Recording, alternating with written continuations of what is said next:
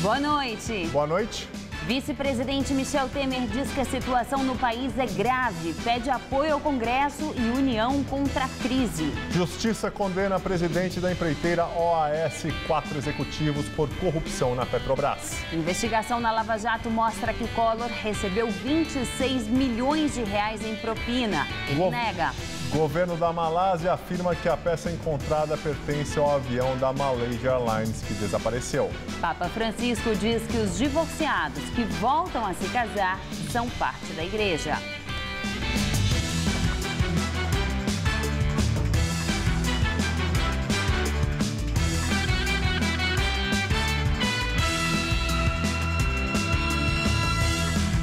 O ex-diretor de serviços da Petrobras, Renato Duque, ligado ao PT, se reuniu em Curitiba com procuradores da Operação Lava Jato com o objetivo de fechar um acordo de delação premiada.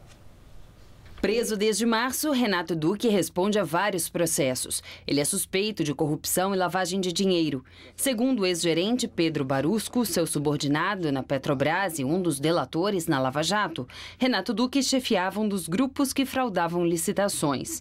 Ele é apontado como elo do PT no esquema de pagamento de propinas, acusação que o partido nega.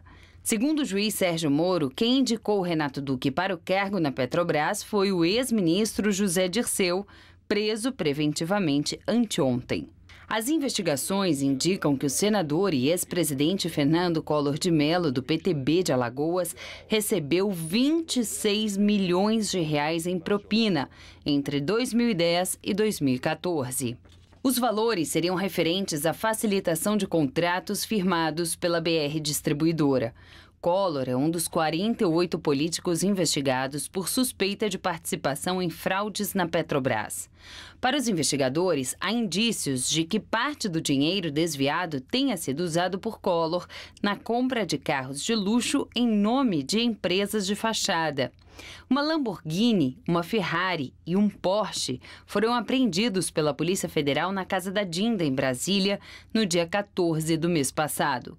Hoje, da tribuna do Senado, Collor se defendeu e acusou o Procurador-Geral da República, Rodrigo Janot, de vazar parecer para a imprensa antes de chegar ao STF. Uma sórdida estratégia midiática promovida pela Procuradoria-Geral da República. De minha parte, reitero que nada tenho a ver com os fatos a mim imputados. Reafirmo que tudo não passa de ilações. Cúpula da empreiteira OAS é condenada na Operação Lava Jato. José Aldemário Pinheiro Filho, Agenor Franklin Magalhães Medeiros, Fernando Augusto Stremel de Andrade, Matheus Coutinho de Sá Oliveira e José Ricardo Breguiroli foram condenados por crimes cometidos em contratos e aditivos da OAS com a refinaria Getúlio Vargas, no Paraná, e com a refinaria de Abreu e Lima, em Pernambuco.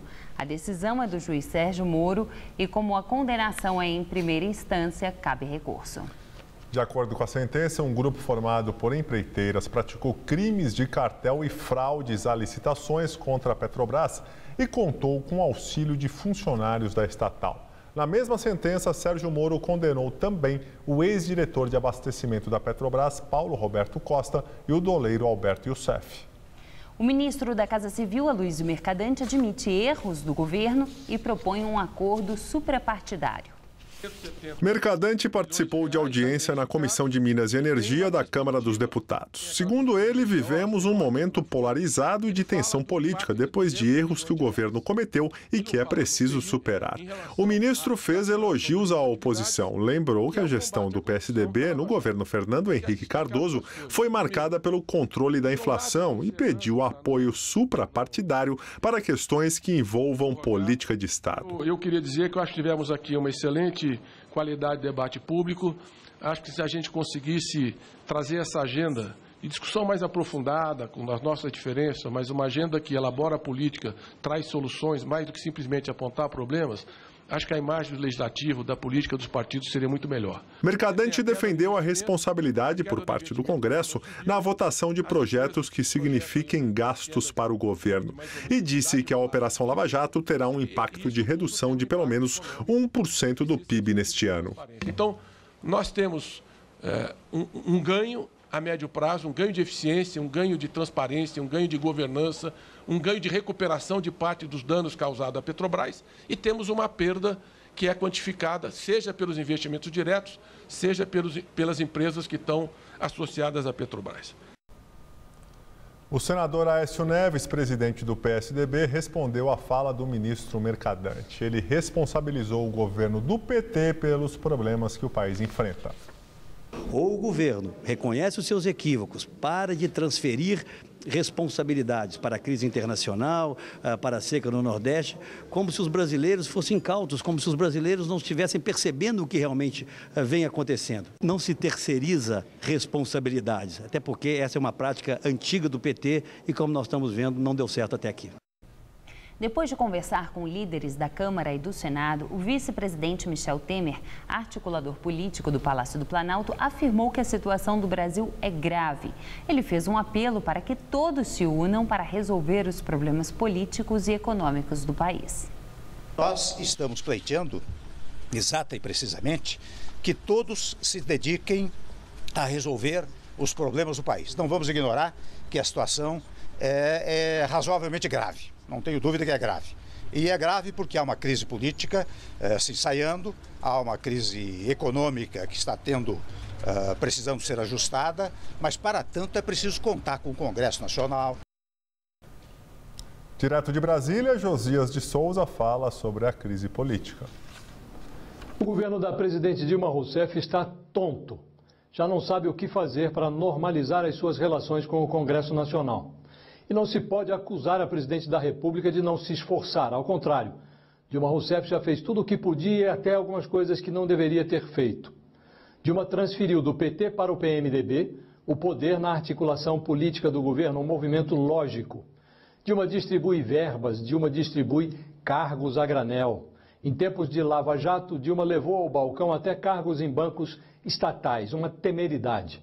A despeito de tudo isso, o governo sofre sucessivas humilhações no Congresso Nacional.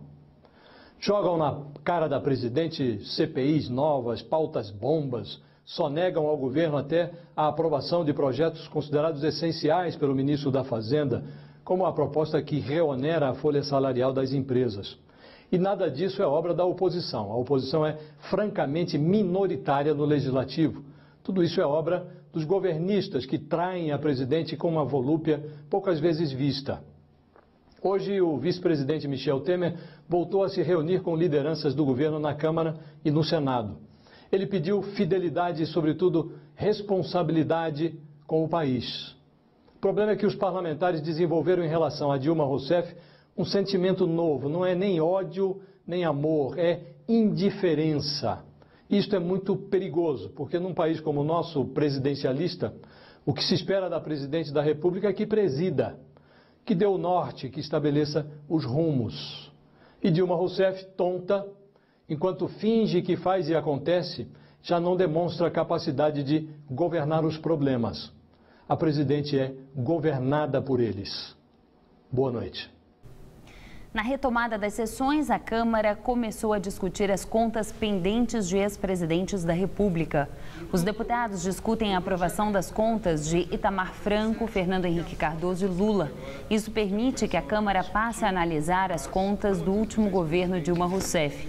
A votação desse item da pauta acontecerá amanhã, mas a Câmara pode votar ainda hoje um dos itens da chamada pauta bomba, que vincula o salário do advogado-geral da União e dos procuradores estaduais e municipais a 90% do salário de um ministro do STF.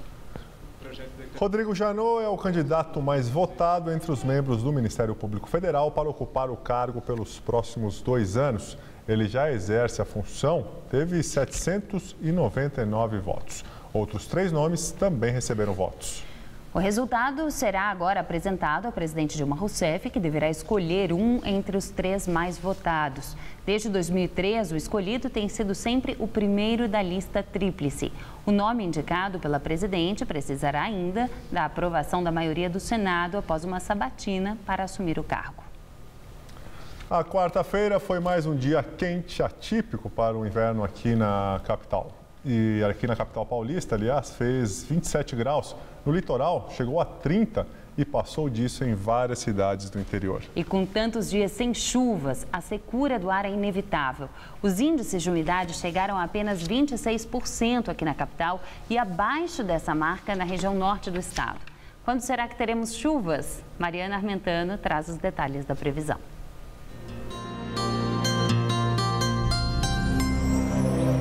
Só no final de semana é que o tempo começa a mudar no sudeste, a umidade do ar melhora um pouco aqui em São Paulo, mas ainda não teremos chuvas durante toda essa primeira quinzena do mês de agosto. Isso porque uma imensa massa de ar seco continua estacionada, impedindo a entrada de umidade. Com isso, a quinta-feira será mais um dia quente, com temperaturas beirando ou até ultrapassando os 30 graus em todo o estado. Na cidade de Ribeirão Preto, o calorão vai ser de 32 graus amanhã à tarde. Em Santos, no litoral, dia de muito sol, com máxima batendo na casa dos 29. E aqui na capital, a previsão é de mais um dia com temperaturas atípicas para essa época do ano. Mínima de 14 na madrugada e máxima à tarde de 28 graus. Onda de calor no Japão já provocou a morte de 40 pessoas. A temperatura em Tóquio passou dos 35 graus pelo 6º dia consecutivo.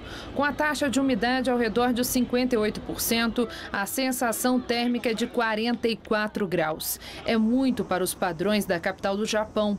Mais de 11 mil pessoas foram hospitalizadas. Apesar do calor, muitos corredores não deixam de treinar debaixo do sol do meio-dia. A temperatura vem subindo há vários anos e já se fala no país que a situação vai estar muito pior em 2020, quando Tóquio vai sediar os Jogos Olímpicos de Verão. Fim de parte do mistério. O governo da Malásia afirma que a peça encontrada na ilha francesa de Reunião pertence ao avião da Malaysia Airlines que desapareceu em março do ano passado. O primeiro-ministro malaio confirmou que a peça de 2 metros de comprimento é uma parte da asa do Boeing 777 que fazia o voo MH370 de Kuala Lumpur para Pequim. A peça foi encontrada semana passada na ilha francesa da Reunião, no Oceano Índico, e enviada para análise em Toulouse. Acredita-se que o avião, com 239 pessoas a bordo, tenha sido desviado de propósito e caído no sul do Oceano Índico. Mas o motivo e o local da queda continuam sendo um mistério. Familiares das vítimas afirmam que são necessários mais detalhes para saber se a peça é mesmo do avião desaparecido e que ainda há muitas perguntas que precisam ser respondidas. Papa Francisco afirma que os divorciados que voltam a se casar são parte da igreja e não devem ser tratados como excomungados. A declaração na audiência geral antecipa um dos temas mais polêmicos do Sínodo dos Bispos sobre a família, previsto para outubro. Francisco disse que é preciso uma recepção calorosa e fraterna para os divorciados, que voltam a se casar e que, na verdade, não estão excomungados. E encerrou afirmando que essas pessoas fazem parte da igreja. Esse fanno sempre parte da Chiesa. Para a igreja, um casamento religioso não pode ser desfeito. O direito canônico considera que as pessoas separadas que voltam a se casar estão traindo o primeiro cônjuge. Por isso, devem ser excluídos dos sacramentos, entre eles a comunhão. O Papa afirma ser consciente da contradição, mas pede que a igreja não exclua ninguém e argumenta que o risco de se deixar de fora da igreja os divorciados é negligenciar as crianças pequenas que ficariam sem uma educação cristã. Homem é morto pela polícia durante tiroteio em cinema na cidade de Nashville, nos Estados Unidos. O atirador abriu fogo dentro da sala durante a exibição do filme Mad Max Estrada da Fúria, no início da tarde. A polícia foi acionada e chegou logo após o início do ataque. O suspeito trocou tiros com os policiais e acabou sendo morto por um agente da SWAT. Ele carregava uma arma, um machado, um spray de pimenta e usava uma mochila no peito. A bolsa foi detonada pela polícia. Segundo o Corpo de Bombeiros, 3 pessoas receberam tratamento médico no local por exposição ao gás de pimenta, que elas disseram ter sido usado pelo atirador antes dos disparos. Ninguém precisou ser hospitalizado. A polícia não divulgou o nome do atirador, mas afirmou que ele era morador da região e tinha 51 anos. Contagem regressiva para os Jogos de 2016. Falta exatamente um ano para a Olimpíada do Rio de Janeiro. Há 366 dias da cerimônia de abertura, boa parte das obras ainda está em andamento e o prefeito do Rio de Janeiro, Eduardo Paes, se mostra preocupado. Faltando exatamente um ano para a cerimônia de abertura dos Jogos Olímpicos, o Rio de Janeiro corre para deixar tudo pronto a tempo. Segundo informações fornecidas pelo comitê organizador, a Vila Olímpica está 84% pronta, enquanto que o Centro de Mídia e outras 3 arenas que sediarão 6 eventos indoor estão 2/3 prontas. Apesar disso, os trabalhos na maioria dos estádios estão atrasados em relação ao cronograma e a poluição da Baía de Guanabara segue sendo um grande problema para o comitê. Como parte de obras de infraestrutura, o prefeito do Rio de Janeiro, Eduardo Paes, visitou a escavação de um túnel que ligará 2 locais dos Jogos. E apesar dos discursos otimistas, o prefeito acabou revelando que está preocupado. Você pergunta assim, eu me preocupo? Claro que eu me preocupo, né? Você tem uma situação de instabilidade econômica, política no Brasil que... não dá para ignorar. Então, toda vez que a gente sentir que o Brasil atrasa, a gente vai tomar a dianteira e vai fazer, né? A gente não quer uma história ruim para a Olimpíada. Eu acho que isso é bom para o Rio, mas é bom para o Brasil também. O Brasil não é todo com sobrepreço, né? O Brasil não é todo com falta de compromisso, com prazo, com dia, com data, com hora. Tem uma parte do Brasil que opera direito. E não estou falando que é só a gente aqui. Tem também por aí. Inclusive no próprio governo federal.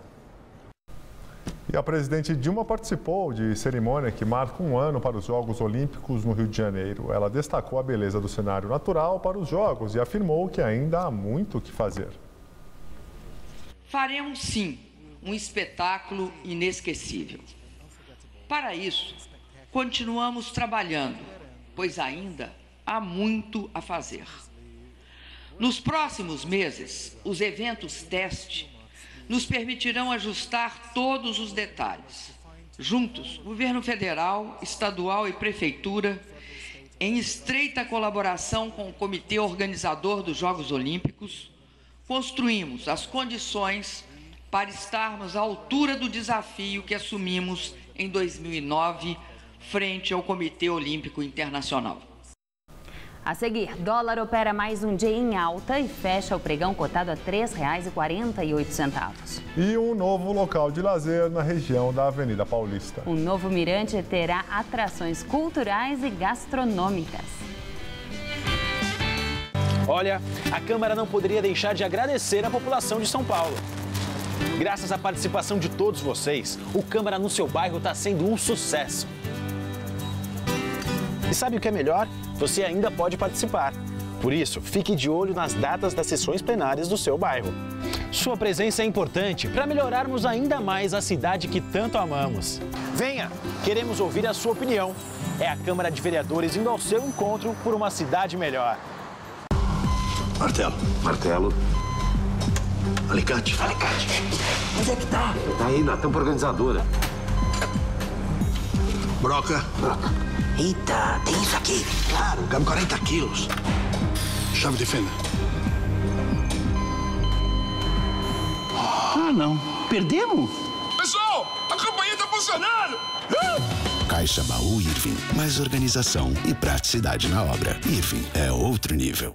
Depois de fazer os ajustes necessários para superar os desafios da economia, o governo federal coloca outra vez o Brasil no caminho do crescimento. A nova etapa do Programa de Investimento em Logística vai criar uma infraestrutura de transportes mais integrada e moderna. Concessões em rodovias, ferrovias, portos e aeroportos vão interligar os principais polos de produção e exportação do país para escoar equipamentos, alimentos e matérias-primas com mais agilidade, menores custos e mais competitividade. Em parceria com a iniciativa privada, mais de 198 bilhões de reais serão investidos em 7.000 quilômetros de estradas, 7.500 de ferrovias, novos arrendamentos de portos, terminais de uso privativo e 4 aeroportos que vão gerar mais qualidade nos serviços prestados, milhares de novos empregos e desenvolvimento para o país.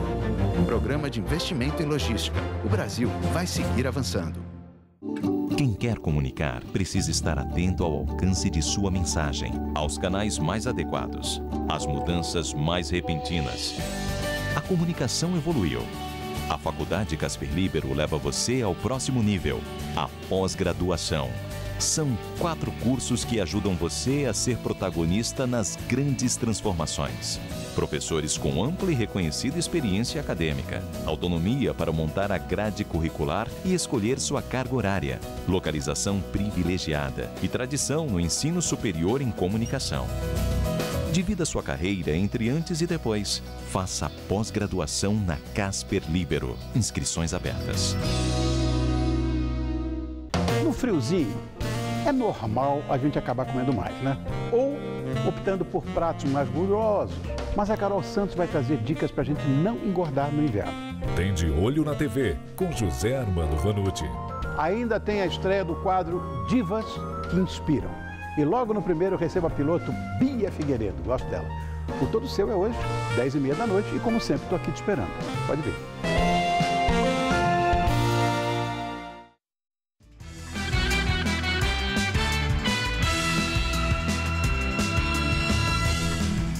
Dólar opera mais um dia em alta e fecha o pregão cotado a R$ 3,48. Ao longo do dia, a moeda chegou a ser cotada a R$ 3,50, mas recuou.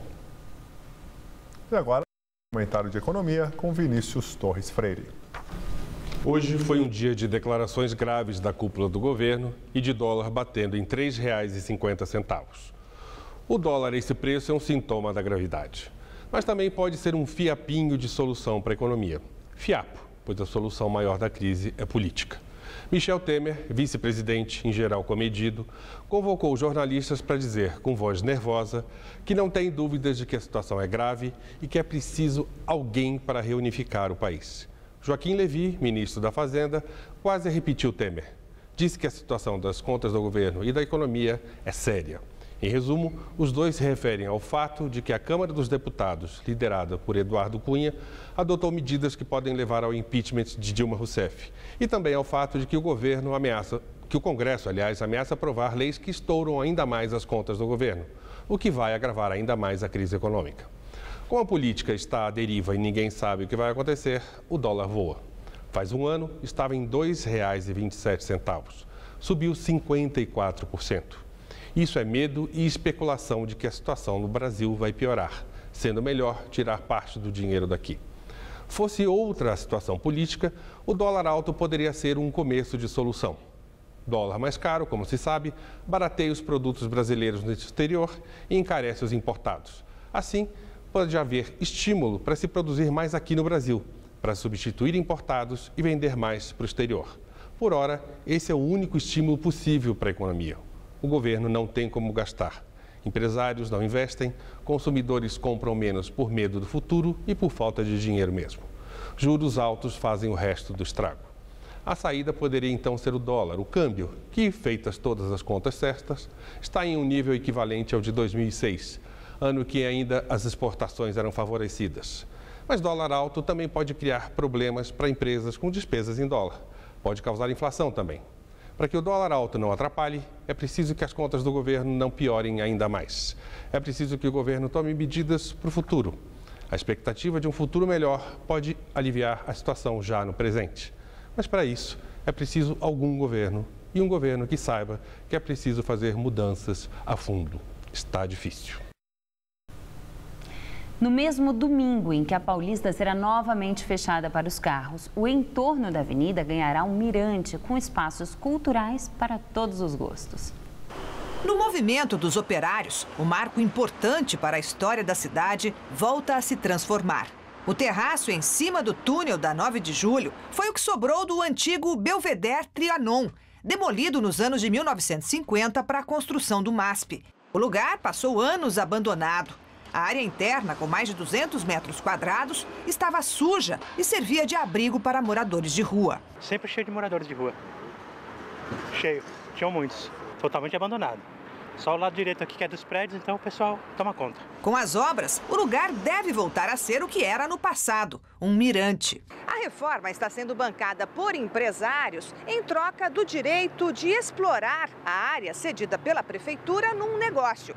Aqui vai funcionar um café e também um espaço para atividades culturais. A ideia é que a entrada seja livre, de graça, inclusive para quem vier só para apreciar a vista. A parceria entre a Prefeitura e a iniciativa privada aconteceu após um chamamento público em agosto do ano passado. Houve 5 interessados. O que apresentou a melhor proposta ganhou um contrato de permanência válido por 3 anos. Numa segunda etapa, a ideia é recuperar também os chafarizes da avenida. As fontes foram reformadas em 2006, mas deixaram de funcionar pouco tempo depois. O mirante da 9 de julho vai ser inaugurado no próximo dia 23, quando a Avenida Paulista vai ficar fechada de novo para os carros. Ali fica pessoas de rua, até fica um pouco perigoso, porque aqui a gente faz bastante evento, passa aqui para ir para Paulista. Fazendo isso dá uma possibilidade de não ficar com medo também deles ali, né? No mesmo dia, a Prefeitura pretende inaugurar, perto dali, na Praça dos Arcos, no fim da Paulista, um bicicletário e um espaço gastronômico. Isso vai dar uma cara nova, né, para uma região da cidade cada vez mais demandada pelo cidadão. E vamos fazer um segundo teste de fechamento da Paulista aos domingos, já combinado aí com hospitais e clubes da região.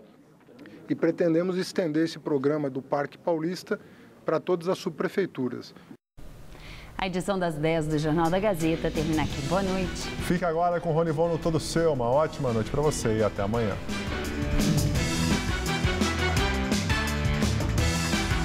Logo mais 11h30 da noite, o Eu Nunca leva um grupo de amigos para um passeio inesquecível numa limusine. Assista agora, Todo Seu.